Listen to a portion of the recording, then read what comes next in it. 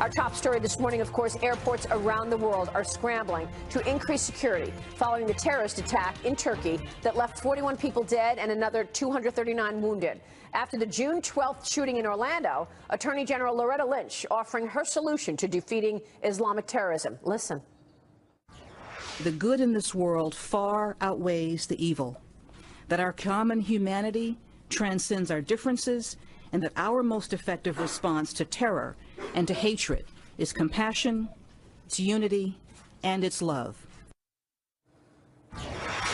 Joining us right now is former House Speaker and Fox News contributor Newt Gingrich. Mr. Speaker, always a pleasure. Thanks so much for joining us. It's good to be with you. What do you think that meant?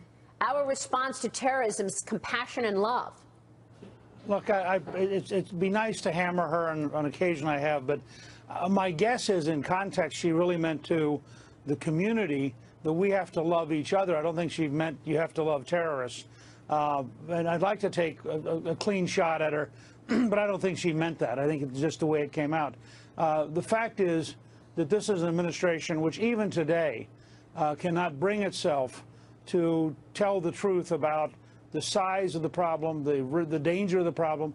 You know, the president and others wondered about the motivation of the Orlando killer. Well, the motivation of the terrorist in Orlando is the same as the motivation of the 3 terrorists in Ankara. I mean, in Istanbul. These are people who want to impose an Islamic supremacism on the world. They believe they are morally driven to kill those who won't do it. It's a worldwide threat. The same couple of days as Orlando, you had 17 young women burned to death because they would not engage in sex with ISIS. You had a Canadian businessman in the Philippines who was beheaded, the second Canadian businessman beheaded there in the last couple of months. Now you have the bombing in Ankara. People have got to come to realize, as Donald Trump was saying last night, we're in a worldwide war with a movement that is radical Islamic supremacism. We have people here at home we have to contain. We have people overseas we have to defeat. And this is a big, big challenge. And up to now, our establishment has refused to be honest about how big the challenge is. Well, even if she meant let's love each other, I don't see how that's going to really defeat terrorism either. Yeah. Great for us to love each other. Love is a wonderful thing. But that doesn't really make sense to me either. How does that make sense? It doesn't make sense. But why does the president have such a hard time calling this what it is, Mr. Speaker? I mean, truly, it's extraordinary at this point after we continue to see this happening over and over again. And can Hillary Clinton distance herself from this lack of attention to ISIS? Look, as early as part of George W. Bush's administration, the State Department was pushing very hard to avoid describing this accurately on the grounds that it would alienate Muslims.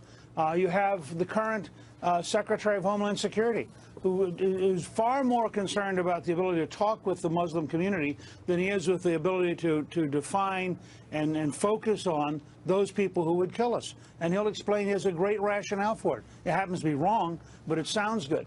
There's an entire theory of this. You'll notice in the Benghazi report, the Marines changed uniforms 4 times at the State Department's request because the State Department thought it would look bad on television to have American soldiers engaged in combat in Libya. I mean, this is crazy. And we have to understand that the State Department has to be cleaned out. A large part of Homeland Security has to be cleaned out. Certainly, we need a new Attorney General who thinks fighting radical Islamists is a good thing, not trying to love them to death. But that's part of why you have an election.